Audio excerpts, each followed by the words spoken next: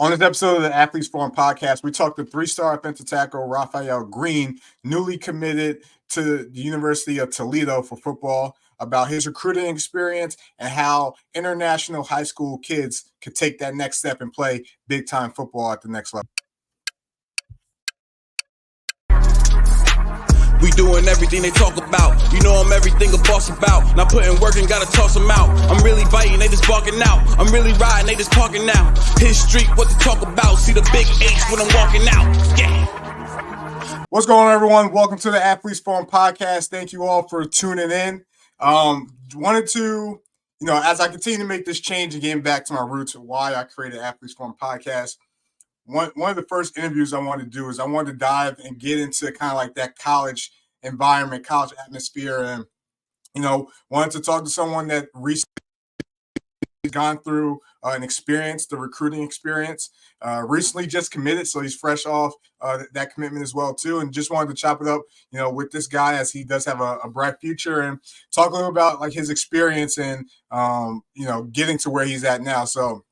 As I mentioned before, I'm going to bring in three-star offensive tackle according to 24/7 Sports, Raphael Green, who just committed to the University of Toledo. So, what's good, big man? How you doing?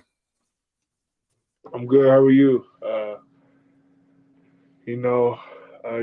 This recruiting it was long. It's a long process. Glad to get it over with. I feel at home where I'm at right now, me and the coaching staff and everybody. So, I think I made a good choice. Yeah, most definitely. And those who are watching are going to notice the background of this video. I actually threw up the Toledo locker room, kind of make it feel a little bit more at home in here. So, let me ask you this. Fresh off your commitment to Toledo, and obviously it was picked over a number of schools. We're talking about Kentucky, Louisville, Pitt, Purdue, West Virginia. There was definitely a good amount of options there. The simple question that I have for you is, why Toledo? Well, being brought up, I was always told to, make sure you have a good relationship with people and make sure you get to know people. And Toledo was my third scholarship offer. And before that, I had Kentucky and Miami. So, they've been there from the start. I have 20 scholarships, and they've been there way from the start. And, in this recruiting process, people come and people go. But Toledo, they didn't really ever leave. And, they kept recruiting me. They kept staying in touch. They kept talking through my coaches to get to me. They kept showing up to games and everything. So, it was just little stuff like that made me, well, this is a school that has the most interest, and they don't stop, like, you know what I mean? So, it's just the communication and the trust, honestly. This is kind of shady business going on with this recruitment now. So, you want to have trust with the coaches, and so I'm happy that I was able to build some of these relationships with my OVs and throughout the year, and Absolutely, and you mentioned it. Like, once you start transitioning to college, that thing becomes more of a business than anything, and it's part of like the next chapter, obviously in your life. One thing that I wanted to talk to you about, and we'll dive into like the recruiting, obviously, but you're a multi-sport athlete. Obviously basketball, soccer, rugby, and you didn't really get into football until high school, roughly. And it's crazy because you see like a lot of good athletes, they don't really start football till late in their career. And obviously being a multi-sport player shows and is a test of your athletic ability. What attracted you to football? Sorry, I didn't hear the question. Sorry. Yeah, being a multi-sport athlete, what attracted you to football, and obviously getting into playing it at such a later point in your life? Yeah. So I was born in London, and when I was like 5 or 6, I moved to Ohio, Cincinnati, Ohio, and then I left like right after. It was crazy. So then I grew up in London, and I was a big kid. Like London, we're in the city. The flats are small. I'm just in my house, almost hitting my head and everything. So it was like, yeah, we probably need to move back to the states. And I was like, yeah, yeah, I think that would be cool. I was so sad leaving all my friends. Um, but I had trust in my parents that I was gonna make the right choice. And the first time I was here, I played little league football, and it was about for like 2 months. It was something cool that I just got into. Um, but coming back, I obviously knew I wanted to thank my parents for bringing me back, and I knew like there's a way I could do that. I could play football, be successful in it, and have that one dream that everybody has to Yeah, make it. So I knew what I was doing coming back. I had that goal in my mind from the start. Um, but yeah, football for my size and from all the other stuff that I've been doing since I was little, I just knew football was what I had to pick up. What I had to, yeah, it was a must for me to play. So yeah. absolutely. And obviously, it wasn't your first love, but which sport was your first love? Sorry, what you say? Yeah. So obviously, football wasn't the first sport, or wasn't your first love. Out of the sports you played before, which one did you enjoy the most? Um, see, football. I played. I played soccer, British football. I played rugby.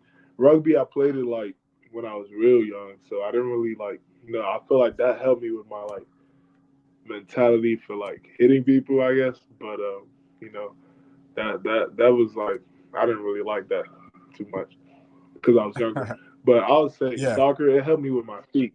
Um, so like being a lineman, you want to be big, but you want to have good feet. You want to be able to yeah, move and all that stuff. And I feel like that sport helped me the most in getting where I am today. Because slow feet don't eat. So slow that's feet. what I've Hey, been slow taught. feet don't eat. They don't. So I'll say Yep. that's probably that was my first love ever. Growing up in London, and Yeah, then coming here, I definitely had a new love with actual football. So yeah, absolutely. Hey, yes sir. and when you just talked about obviously coming from London, what was that experience and how, was the transition hard coming from London but playing in the States? Yeah, that the transition was crazy because coming, it was like I was just, it, when you build that bond with people that you love and you've been with for a couple of years and everything, you don't really want to leave, but you have to, but you don't You want build a to. comfort. And I feel like, yeah, as a younger me, I was so like close with my friends, and in London, that's really like when you get in that little friend group, you're locked. You like Yeah, you don't talk to anybody else. You're just with your friends and everything. So we'll be on the game and stuff. It's kind of hard because you're playing across the world now. But you know, um, yeah, that was the hardest part, leaving my friends and my family to come over here. And but I'm really happy and blessed that my parents made that move, knowing that it was the best for me. And yeah, yeah. So it all worked out. And I'm still in touch with some of them. So yeah, most definitely. yeah, Hey, maybe you yes, sir. maybe you've experienced this, maybe you haven't, but the landscape of college football has changed. Even when like I was getting recruited, all right, like Mhm. recruiting now compared to how it was is like night and day. And Yeah. one of those things is NIL. I'm not sure if you've been able to experience it yet, and I'm sure you Yeah. will at some point. But watching college football, obviously being here in the States and seeing what it's become, how has how has that NIL changed or impact recruiting for high school athletes? At Yeah. least at least in your opinion or your experience. Yeah. I mean, nowadays, well, a lot of people, especially people that have to make it out, or people that have that goal to do it for their families that haven't really come from much and all that other stuff. That's the goal, and I feel like that's what kind of the colleges that they want to get kids. That's how they get them. Like Yeah, talk about that NIL, and they'll instantly be like the kid will be like, oh yeah, I can do this for my mom, I can do this for my family, blah blah. So I feel like that's like almost a technique of recruiting. But I also think almost a it's recruiting pitch now. yeah, yeah. But I also think it's a good thing, because college football is a big thing. Like, you know, kids probably want to, for themselves, they probably want to get their name out, get ready for the big leagues, and make people know who they are, and that definitely helps. Because the whole thing with it is basically like somebody's gonna help you to help them. So I mean, like that NIL thing is a big thing. It's definitely gonna grow more, way more. Um, but yeah, it's a good thing. I don't hate it. I do like it a little bit. So yeah, it's Shoot, cool. I would like it too. I would like it too. We had it back in my day. Shoot, back in 2000, Yeah, 2009, we had some NIL. Shoot, yeah, I would like it too. yeah. Hey, and obviously, linemen, D linemen, you guys never get the credit you deserve. You're never really Yeah. making the touchdowns or the splashy runs or splashy, passes and stuff. But you also play a position where you do right, you do what you're supposed to do. You definitely gotta get paid for it, especially when protecting that blind side. Mhm. Um, kind of back, kind of back to the NIL thing. How important is it? And this is kind of advice people who've been in your shoes before. How important is it for? I guess let me ask this: do pure relationships do they still exist in recruiting? Like, are people still trying to make authentic relationships with everything that surrounds obviously recruiting and distractions? Is that still a thing? Yeah, I'll say in some schools it is. Well, I'll say it is in every school, but in some schools it's more than the other. Like, there's one school in You my could even group. say schools may have the intent, like Yeah, to have a pure, authentic relationship, but yeah, obviously we talked about it. It becomes a business. yeah, it does. There's one school in my recruitment that they. Ooh, drop a name, drop a No, name.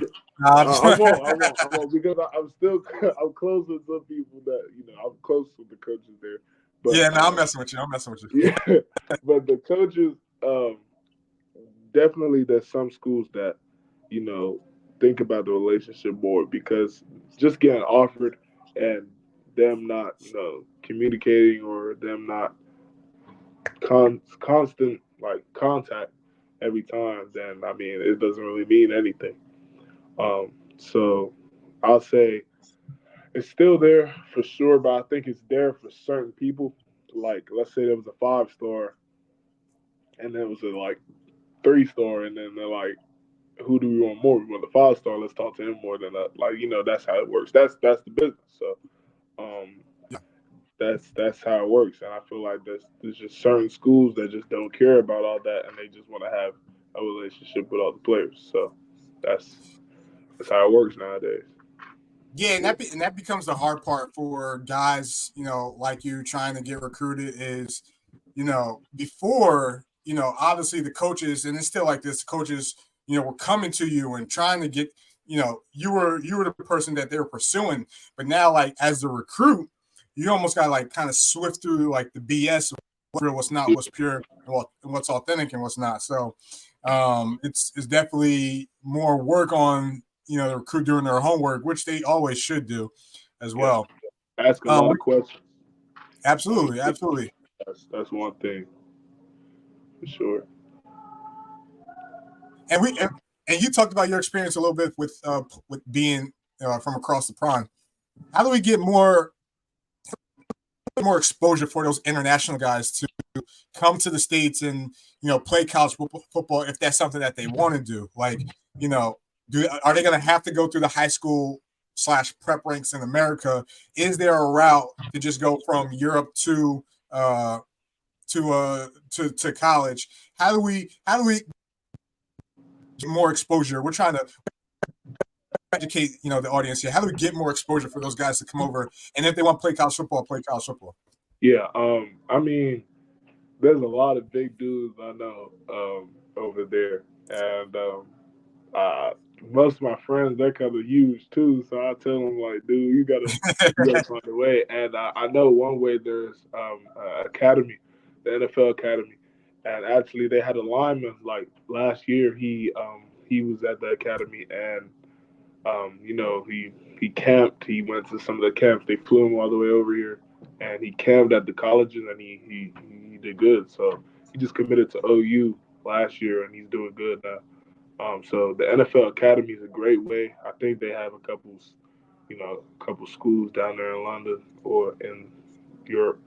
But that's a great way, and I'm blessed to have my parents be able to bring me here, like straight here, and get me into high school. Um, but if you have the size, I'm telling you, like some of them, they're some big guys, and they want to hoop. Like I mean, I love hoopers, man. I love them, but like some guys are too big. Like they gotta just play football, like you know. No Um, opportunity. yeah, yeah. There's so much opportunity, and sometimes there's the eyeball test. And if you're a big 6'8", 3 something, 280, like if Yeah, the eyeball test, you instantly get a scholarship, and that's just a thank you to your parents to help them not pay for college, and there's just so much things like it's almost easy, honestly. It's yeah, almost easy. So the NFL Academy is a great way to showcase that from Europe, yeah. honestly. From what I know, Most honestly, I didn't know when I was there either. So I didn't know about the NFL Academy. But it's a great thing. I just found out about it like 2 years ago. They had texted me because they thought I was still in Europe. But they're, definitely. they're a great program. Most definitely. Shout out to the NFL Academy and shout out to Matt Bressington, one of the best European scouts out there. I had to give my guy a shout out because he's helped me, set this up and obviously Yeah, introduce us and stuff like that. So yeah, you just gave great advice to, people who are next in line to be the next Raphael Green or whoever that may be. yes, sir. Before I give you some advice, what's one thing you're looking forward to when heading to Toledo? Well, I'm a big relationship dude, so building a connection with my teammates, I already started doing that. I got in contact with some of the players there, some of the other players I committed. Yeah, Um, yeah, just building relationships, getting the plays down. I'm trying to get them down before I even get there, yeah. just to get that head start. I do plan on being an early enrollee, so I would have that head start. But I kind of want to be more in front. So yeah, I'm gonna get that done. And yeah, just I'm a big relationship dude, so just getting to know my coaches more, getting to know my players more, building that bond so we can be the best we could be. Absolutely. And a little bit about me, just so you kind of understand where I'm coming from. Uh, Played ball at the University of Maine, D1 AA school, FCS Yep. level. I think we've actually played Toledo a couple of years ago. Really? Oh wow. Um, and we won't talk about who won. That's a topic for a different that's a topic for a different day. And then I played overseas for a little bit. Nothing crazy, but just so you know where I'm coming from. Yes, sir. Because the advice I'm going to give you translates to all levels: D1, FCS, D2, D3, all levels. So, three words of advice for you. The first one: get in your playbook and study film. The further you go up down the line, and when I mean down the line, I mean college, professional, wherever that line takes you. The further you go up down the line, it becomes more of a mental game than a physical game. Yeah. So, playbook, study film. That's my first advice. Second advice: don't this may sound weird. Don't necessarily worry about trying to get bigger, but get stronger. And Oh, while you're getting stronger, stay mobile. Obviously, you're a multi-sport athlete. That helps. We talked about obviously soccer and feed and stuff like that, basketball. Worry about getting stronger because naturally you'll get bigger if you get stronger. So worry about getting stronger, but stay mobile and flexible at the same time. yes, sir. And then my last piece of advice is, repeat number one. Again, stay in your playbook and study film because Yeah. now you're going up against guys that are just as talented, if not more than you, just as strong, if not stronger. The mental game plays more of a part when you get to college and when you get, to hopefully, NFL down the road for you. So Yeah. that's my words of advice for you, boss Yes, sir. man. Thank you. I appreciate it. Yes, sir. Hey, I appreciate you coming on to the Athletes Forum podcast. Show them some love. This is the locker room. Again, we talk to athletes from all different walks of life. high school, college, professional, different sports. And I really wanted to get this college, conversations rolling. And, I appreciate you being the first, my man. Yes, sir. Yeah, thank you. No problem. If you need anything, don't hesitate to reach out. Check out Raphael Green. I'll tag all his social medias. I'll tag you when this drops, and we'll keep this thing rolling. But thank you all for tuning in to the Athletes Phone Podcast. Subscribe, drop a comment. Let us know. The interview. Let us know what you think about the NIL conversation when it comes to recruiting, and if you have any questions for how we get more international guys over to college, hopefully this helps. So appreciate you joining us. Stay tuned, and we'll talk later, my man.